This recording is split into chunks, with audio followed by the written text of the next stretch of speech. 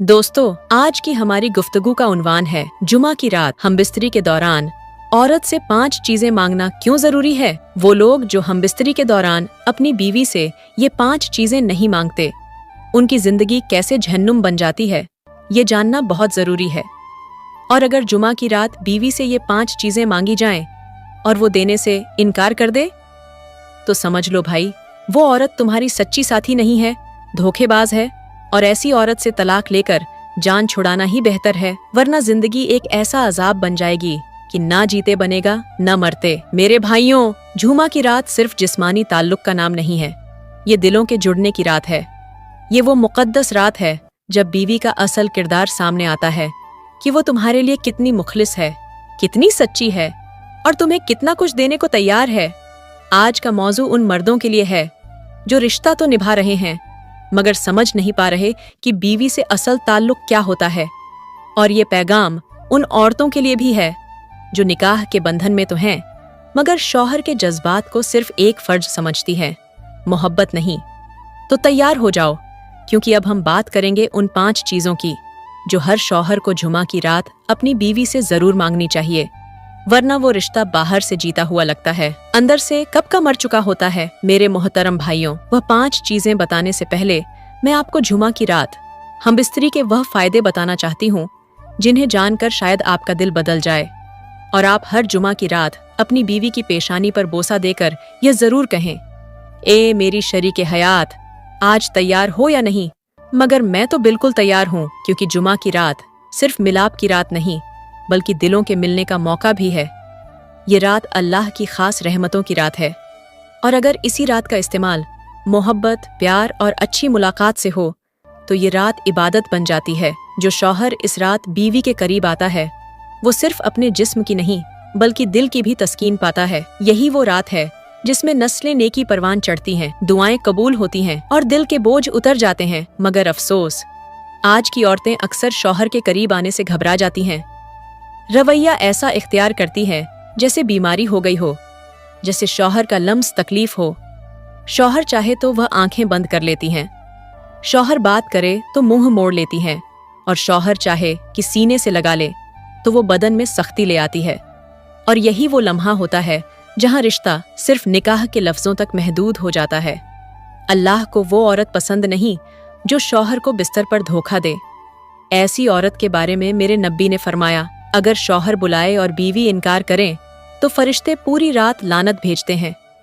और दूसरी तरफ हमारे इर्द गिर्द गांव के वो लोग हैं जो दिन भर मजदूरी करते हैं, पसीने में नहा जाते हैं, थक कर चूर हो जाते हैं, मगर जब रात आती है तो उनकी बीवियां उन्हें खुद आवाज देती हैं, उन्हें अपने सीने से लगाती हैं और कहती हैं, हम भी तो तुम्हारे इंतजार में बैठी हैं, हमारा भी तो हक है ना। क्योंकि वो जुमा की रात का शिद्दत से इंतजार करती हैं। वो जानती हैं कि शौहर को सिर्फ रोटी नहीं, मोहब्बत भी चाहिए और बीवी का फर्ज सिर्फ खाना पकाना नहीं, शौहर के लम्स को अपनाना भी है। ये है असल औरत जो घर में सुकून बिखेरती है, शौहर को मजबूत करती है और रिश्ते को मोहब्बत से भर देती है। और जो औरत इस जज्बे से खाली हो वो बीवी नहीं बल्कि एक खामोश बोझ है। और रिश्ता बोझ से नहीं, जज्बात से चलता है। अब बात करते हैं कि हमबिस्तरी के दौरान बीवी से कौन सी 5 चीजें मांगना जरूरी है। मेरे मोहतरम भाइयों, सबसे पहली चीज जो शौहर को हमबिस्तरी के दौरान बीवी से मांगनी चाहिए वो है वफा। क्योंकि अगर औरत वफादार ना हो तो उसका दिया हुआ जिस्म बेकार, उसका लम्स बेअसर और उसकी कुर्बत धोखे से ज्यादा कुछ नहीं होती। आज की औरतें जुबान से कुछ और कहती हैं, अमल से कुछ और दिखाती हैं। वो सच्ची बीवी बनने की अदाकारी तो करती हैं मगर अंदर से बेवफा होती हैं। सोशल मीडिया की तस्वीरें, पर्दे के पीछे होने वाली चैटिंग, आंखों में छुपी हुई चमक, सब कुछ बता देता है कि औरत अब शौहर के लिए नहीं, अपनी मर्जी के लिए जीती है। शौहर अगर मोहब्बत से पास आए तो वह चेहरा मोड़ लेती है और अगर जरूरत से करीब आए तो मजबूरी से साथ देती है। ये औरत नहीं, धोखा है। जो शौहर बिस्तर पर भी बीवी की तवज्जो ना जीत सके वो जीता हुआ मर्द नहीं, टूटा हुआ इंसान होता है। शौहर को हक है कि वह अपनी बीवी से यह पूछे कि क्या तू दिल से मेरी है। अगर औरत की नजरें झुक जाएं, जवाब में खामोशी हो या बहाने बनाए जाएं, तो समझ लो वो सिर्फ जिस्म दे रही है, वफा नहीं। ऐसी औरत के लिए अल्लाह का फरमान है, जो बीवी शौहर के साथ मुखलिस ना हो, उस पर फरिश्ते लानत भेजते हैं। मेरे नबी ने फरमाया, वो औरत जन्नत की खुशबू भी ना पाएगी जो अपने शौहर से बेवफाई करे। आज के मर्द टूट चुके हैं। क्यों? क्योंकि औरतें अपने दिल, अपनी नजरें और अपनी सोचें शौहर को देने के लिए तैयार नहीं। और जो औरत वफा ना दे, उसके साथ रिश्ता सिर्फ बिस्तर तक रह जाता है, दिल में वो मर चुकी होती है। इसलिए मेरे भाइयों, सबसे पहले वफा मांगो, और अगर ना मिले तो खामोश मत रहो, क्योंकि बेवफा बीवी नाफरमान औलाद से ज्यादा खतरनाक होती है। मेरे मोहतरम भाइयों, यहाँ पर मैं तुम्हें एक ऐसी हिकायत सुनाना जरूरी समझूंगी जो शायद तुम्हारी आंखें खोल दे, तुम्हारे दिल को झंझोड़ दे और तुम्हारी जिंदगी बदल कर रख दे। कहते हैं किसी गांव में एक औरत रहती थी, शक्ल से नेक, बातों से नरम, मगर अंदर से ऐसी जहरीली कि सांप भी शर्मा जाए।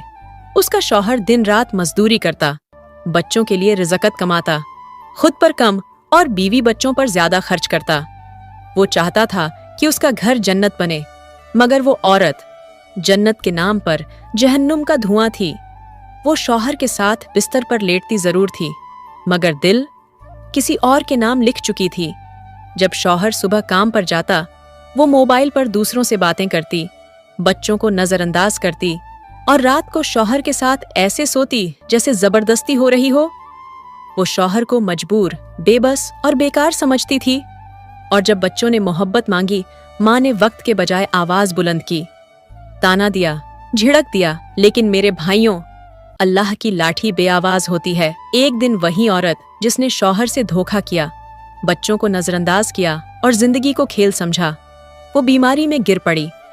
ऐसी बीमारी कि कोई संभालने वाला तक न रहा। जिस मर्द से दिल लगाया था वो तो गायब हो गया, और जो शौहर हमेशा मोहब्बत मांगता रहा, वो सिर्फ खामोशी से कफन खरीदने गया। उस औरत की जुबान बंद, आंखें नम और दिल खौफ से लरज रहा था। जब मरते वक्त उसने अपने बेटे की तरफ हाथ बढ़ाया तो बेटे ने कहा, हमने मां नहीं, सिर्फ औरत देखी थी, और वो भी खुद में मशरूफ। और जब शौहर ने उसके जनाजे को कंधा दिया तो जुबान से सिर्फ इतना निकला, अल्लाह करे अब वहां वफादारी सीख ले जो यहाँ ना सीख सकी। मेरे भाइयों, ये हिकायत सिर्फ एक औरत की नहीं, आज के माशरे की हजारों औरतों का आईना है, जो शौहर के साथ रहती हैं मगर दिल किसी और का होता है, जो बच्चों को जन्म तो देती है मगर माँ नहीं बनती, जो घर में रहती हैं मगर ध्यान मोबाइल और ख्वाहिशात में खोया रहता है। याद रखो, बीवी का सबसे बड़ा हुस्न वफादारी है, और जब औरत बेवफा हो जाए तो वह घर टूटता है, नस्लें बर्बाद हो जाती हैं और आखिरत में रुसवाई मुकद्दर बनती है। मेरे मोहतरम भाइयों, यह तो हो गई पहली चीज जो शौहर को हमबिस्तरी के दौरान बीवी से जरूर मांगनी चाहिए। अब बात करते हैं दूसरी चीज की जो हमबिस्तरी के दौरान मांगना जरूरी है, वो है हया।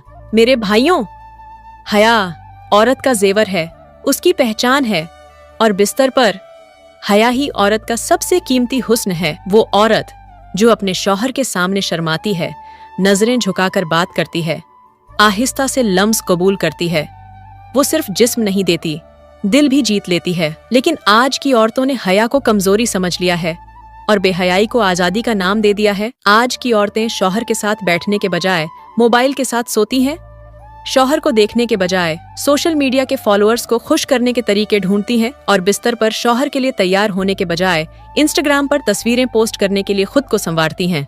मेरे भाइयों, वो औरत जो अपने शौहर के सामने बेपर्दा हो, दिल में बेहयाई हो, वो पर्दे में भी नंगी होती है। अल्लाह को वो औरत पसंद नहीं जो शर्म ओ हया छोड़ दे, क्योंकि जिस औरत की नजरें बेलगाम हो, जिसकी सोच गंदी हो और जिसकी जुबान में शौहर का लिहाज ना हो, वो न दुनिया की रहती है न दीन की। मेरे नबी ने फरमाया, जब औरत से हया निकल जाए तो फिर जो चाहे करे।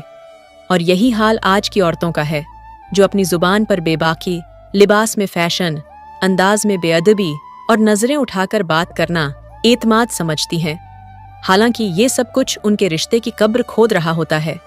शौहर चाहता है कि उसकी बीवी उसके लिए खास हो।